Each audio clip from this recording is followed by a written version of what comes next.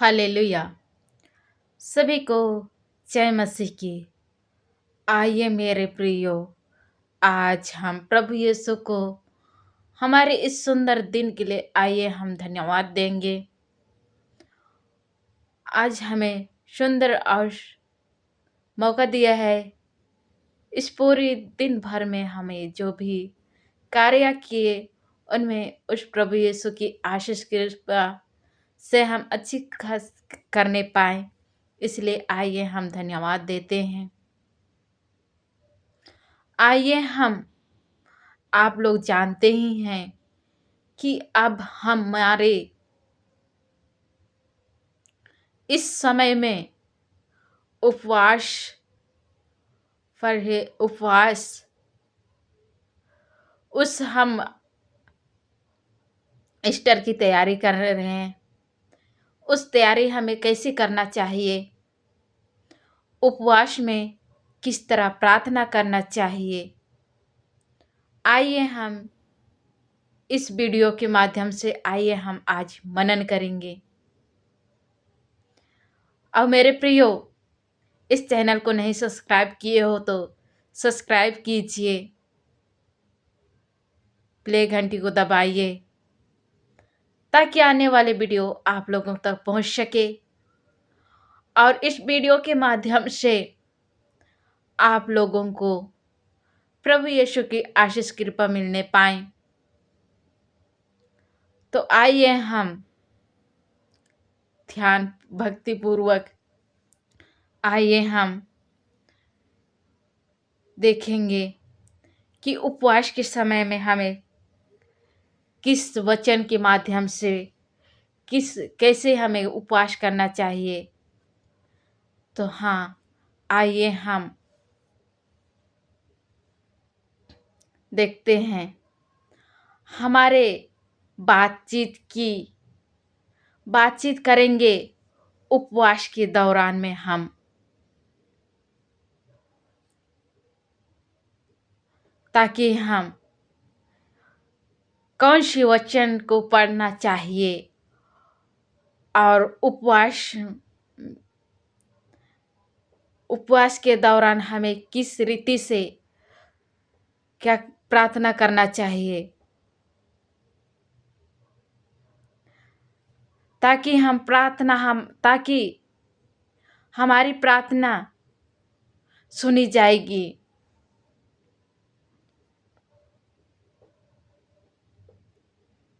Hallelujah. और हम उपवास की प्रतिफल हमें मिलने पाए।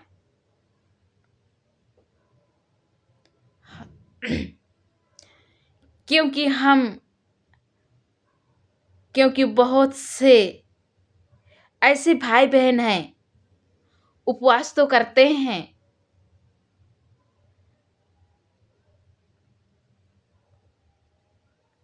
उपवास तो करते हैं और प्रार्थना करते हैं, पर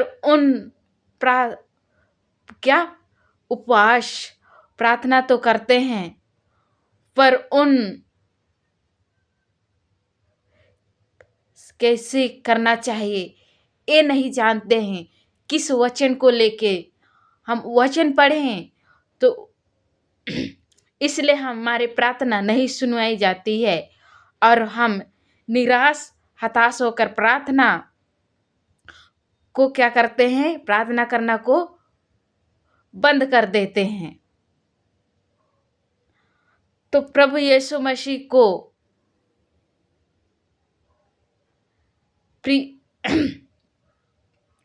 तो मेरे प्रियजनों, आइए हम जानेंगे कि प्रार्थना कैसे करना चाहिए, प्रार्थना करने की क्या सही है, किस तरह प्रार्थना करना चाहिए और कैसे उपवास करना चाहिए। हालेलुया। प्रार्थना करने के मतलब क्या है, उपवास करने के मतलब क्या है, आइए हम तो प्रभु यीशु मसीह के प्रियजनों, हमारे आवश्यकताएं क्या हमारे सबसे पहले भक्तिपूर्वक हमें उस प्रभु यीशु की साथ आना चाहिए और पर ध्यान देने जरूरी है। और वे बात ऐसे है कि हम पहले जाने कि किस जरूरत है। हाँ मेरे प्रियो, कि उपवास का फायदा क्या है, उससे सबसे पहले हमें जानना चाहिए उपवास की मतलब क्या है। ये हमें समझना चाहिए उपवास से क्या फायदा मिलता है।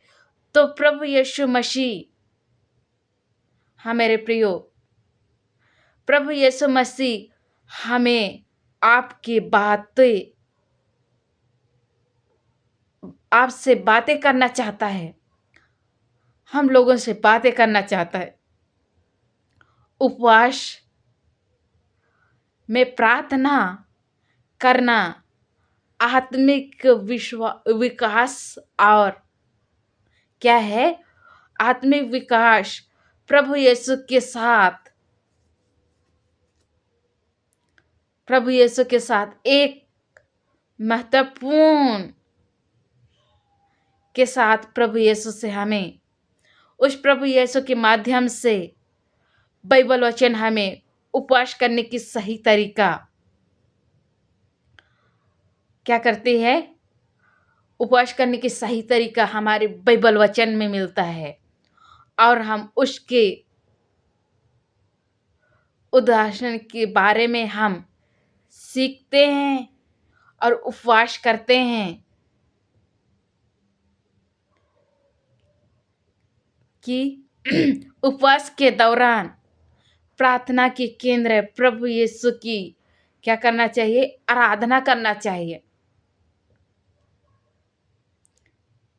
ताकि आत्मिक युद्ध और मार्गदर्शन की खोज क्या करना चाहिए, आत्मिक और युद्ध की और मार्गदर्शन की खोज करना चाहिए।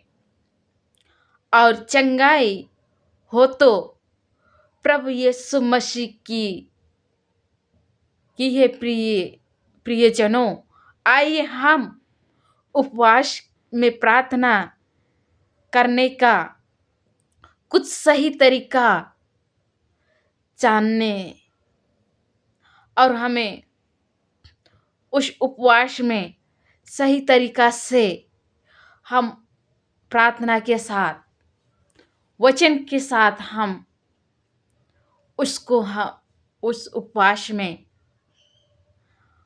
सबसे पहले तो हमारे शुद्ध हृदय से प्रभावित करके प्रभु यीशु मसीह की प्रजा जब भी हम प्रार्थना करते हैं तो शुरुआत करके अपने हृदय को शुद्ध करना और क्या करना चाहिए, उपवास करना चाहिए,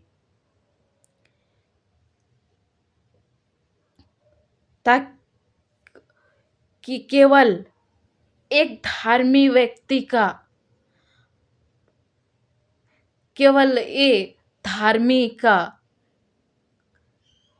एक कल्चर नहीं है, बल्कि धार्मिक मानना केवल नहीं, इस परमेश्वर से निकट पाने का क्या अवसर है, परमेश्वर को पास आने का अवसर है। इस अवसर में हमें उपवास, प्रार्थना एवं बाइबल वचन पढ़ के उसके बारे में हमें मनन करना चाहिए कि रूप में कि पाप के क्या करना चाहिए, पाप को अधिकार करना चाहिए हालेलुया। प्रभु परमेश्वर से क्या करना चाहिए? क्षमा मांगना चाहिए। सबसे पहले परमेश्वर से हमें क्षमा मांगना चाहिए। एक क्या है, जैसे हम पढ़ते हैं अति अध्याय 9 में,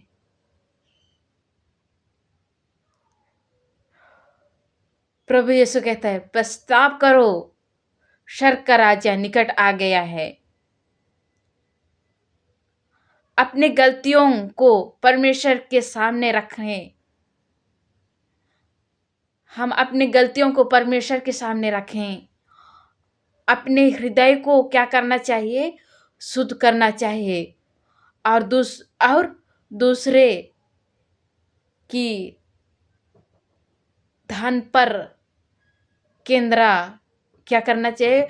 दूसरों की धन पर भी हमें लालच, ये सब नहीं करना चाहिए।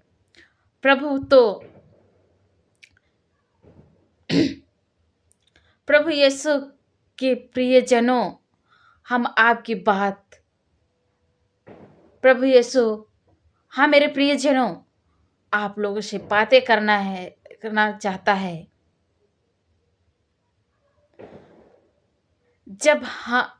जब भी हम उपवास करें तो हम इधर उधर क्या ना ध्यान लगाएं, ताकि जब भी हम उपवास करते हैं तो इधर उधर हमें ध्यान नहीं करना चाहिए, बल्कि हम क्या करना चाहिए? परमेश्वर के साथ, परमेश्वर की ओर ध्यान लगाने जरूरी है। और हम अपनी इच्छाओं और चिंताओं को परमेश्वर को क्या करना चाहिए? सौंपना चाहिए। हम मत्ती अध्याय 6 में हम देखते हैं,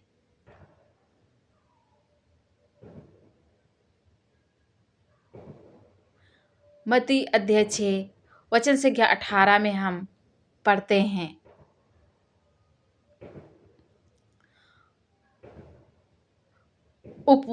हम पढ़ते हैं, उसमें लिखा है, उपवास को गुप्त रूप